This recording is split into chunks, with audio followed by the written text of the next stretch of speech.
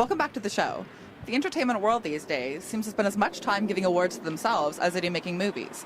On top of the statues handed out at the Oscars, Grammys, Emmys, and Golden Globes, there's a list for everything from top earnings to best bikini bod. This week, Scarlett Johansson is named the sexiest woman alive by Esquire magazine, making her the first woman to top the list twice. But before we get into why Scarlett is Esquire's perfect idea of sexy, let's take a look at the other list out there to see who her competition was. Katy Perry topped Men's Health's list of the hottest women of 2013, while Maxim crowned Miley Cyrus as its champ. Beyoncé reigned supreme on GQ's list of the sexiest women of 2013. FHM has Mila Kunis in first, and Jennifer Lawrence claimed the prize on Ask Men's list. And just so you don't think women were the only ones being judged, Benedict Cumberbatch won the title from Empire so far, and Glamour and People magazine are set to release their sexy male picks sometime next month. Last year's winners were Channing Tatum and Robert Pattinson. With all these lists floating around, it can be hard to keep track of who's placed where and what. Although the list has only been around since 2004, it's become known as the one to beat, with many people comparing it to People magazine's long-running tradition of picking the sexiest man. The first time Scarlett won the title, it was in 2006, and she was 21. Now, 7 years later, at the age of 28, she's managed to do it again. Back in 2006, Scarlett was already well established in the film world, having started her career at 9 years old in 1994 with small roles. Can you see that guy over there? Which one? Blonde guy over there. Gives me like a total boner. It wasn't until 2003 that Scarlett got her breakout moment, grabbing people's attention with her role in Lost in Translation and Girl with the Pearl Earring. The year of her first win, Scarlett was in 3 major movies: Scoop, The Black Dahlia, and The Prestige, which cemented her as a major player in Hollywood. It's also worth mentioning that at this time, Scarlett was romantically linked with her Black Dahlia co-star Josh Hartnett. Scarlett also won the title not too long after posing nude on the cover of Vanity Fair alongside Keira Knightley. Playboy magazine quickly followed Esquire's lead and named her sexiest celebrity in 2007. In between her 2 sexiest woman alive titles, the world didn't forget about Scarlett. She appeared in at least 1 major film a year, including Vicky Cristina Barcelona in 2008, and her role as Natasha Romanoff, aka Black Widow, in the Marvel franchise in 2010. Playboy magazine even named her the sexiest celebrity in 2007. Between her 2 sexiest titles, Scarlett has branched out from the movie world. She released 2 separate albums in 2008 and 2009. She has also taken an active role in the theater community, receiving a Tony in 2010 for her role in A View from the Bridge. In 2010, GQ named Johansson its Babe of the Year. Just this year, Scarlett went back to Broadway to star in the revival of Cat on a Hot Tin Roof, and 2 of her more recent movie roles, Don John and Under the Skin, have included nudity, which may have contributed to her second title win.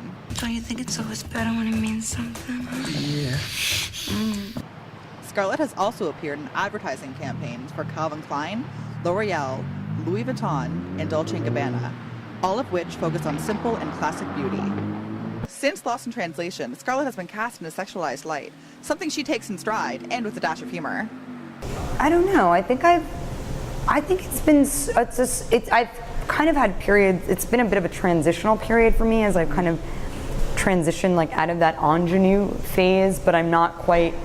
You know, for a while I was like I was kind of in between being a young woman and a woman. That kind of, what do you do with that period? I'm not really a I've never been attracted to like big popcorn kind of romantic comedies, and also I've never been kind of cast in that way. So it's been, I guess, a bit of a challenge just to find the right fit for me. Also, I've been always interested to work on things that were kind of would provide me with some sort of artistic challenge. Now that we know what the media thinks and what Scarlett thinks, let's hear what you have to say. The last movie I saw with Scarlett Johansson was The Avengers, probably. The Avengers? Yeah, it was The Avengers. Yeah. Avengers, yeah. The Avengers? He's maybe not as into you as you once thought. Probably The Island. It's my favorite. There's double of her. The Avengers. Yeah. Avengers was a pretty good movie. Do you side with Maxim's pick of Miley Cyrus or Esquire's pick of Scarlett Johansson? Wait, Maxim picked Miley Cyrus as the hottest? Yeah. She got like these little angel fluff things, like On her head? That's no, I don't. No, it's Scarlett Johansson all the way. I would say Scarlett Johansson is. I agree with Scarlett Johansson as being the sexiest woman alive over Miley Cyrus. I think Miley's pretty sexy, so I would go with Miley. I approve of the Scarlett Johansson one just because she's a lot more attractive than Miley Cyrus. Definitely side with Scarlett Johansson there. I don't like Miley Cyrus whatsoever. Esquire's pick of Scarlett Johansson. Miley Cyrus is just no thank you. Really, Miley Cyrus? Yeah. That's ridiculous. I don't think she's trying to create a sexier image. I think she's just naturally sexy. Do I think Scarlett Johansson is trying to be sexier lately? I'm gonna say yes, because How so? How so? Because she's just doing that thing where she's doing like diets and stuff. I wouldn't really say sexier. I think now she's trying to get her career on hold. She's actually trying to do stuff. Like with Don John, she played kind of a sexier role, but I don't think that was her intention. It was just what she got casted in because of her sexiness. I think Scarlett Johansson's getting older, so maybe she's really trying to hold on to her youth, but I see it sort of slipping because that's just what happens, so it's possible she's putting out more of an effort. She's just working what she has, and I think that's what she's always done. She's always worked exactly what she has, and she's a sexy woman, so absolutely. Do you think there's a reason why she won now? I think it's slightly political, but also because this is going to be a really big year for her. She's supposed to win an Oscar, so I'm sure that has, be nominated for it anyways. That probably has a lot to do with it, but plus she's just super hot. She just keeps getting better with age. No reason. And twice, come on, she had her chance, she had her spot, just move along, pick someone else. Because I think she's probably pretty humble about it. Scarlett Johansson probably won again because she's probably pretty humble about how she looks, and yeah. I mean, you don't really win that unless you're sexy. Yeah. And she's just kind of really sexy. I think she won for the second time because she's very well known. She's popular as a sex symbol, and that's just sort of the image she's always had. Maybe I know she's done a couple projects recently, so maybe her name's just out there a lot more, and she was kind of one of the first choices. Just as everyone has a different idea of what sexy is, each of these lists has a different motivation behind their choices. The top 99 most desirable women compiled by AskMen.com ranks the year's most alluring females based on votes cast by readers and staff and taking into account a number of criteria. Physical appeal alone does not secure a spot in the top 99. The women on the list are there because they possess a combination of looks, intelligence, and personality that sets them apart. In contrast, Maxim lets their readers pick their list, stating that, "You voted, we counted, mostly with our fingers, and we can say with absolute certainty that before you lies the definitive list of the world's sexiest women." Esquire's choice appears to come down to the discretion of its editors. However, they have added a new interactive component to their website, saying, "This year, in addition to naming Esquire's 7th annual Sexiest Woman Alive in the November issue, we are conducting a tournament to allow our readers to choose their own honoree."